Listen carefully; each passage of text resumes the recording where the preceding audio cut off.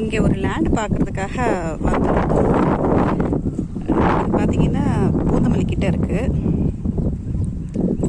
இங்கே நாங்கள் சைட் பார்த்துட்டே இருக்கும்போது இங்கே ஒரு செடி ஒன்று பார்த்தேன்.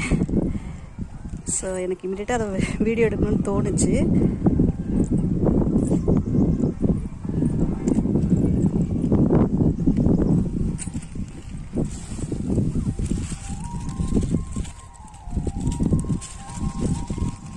இது பேர் என்னன்னு எனக்கு சரியாக தெரியல.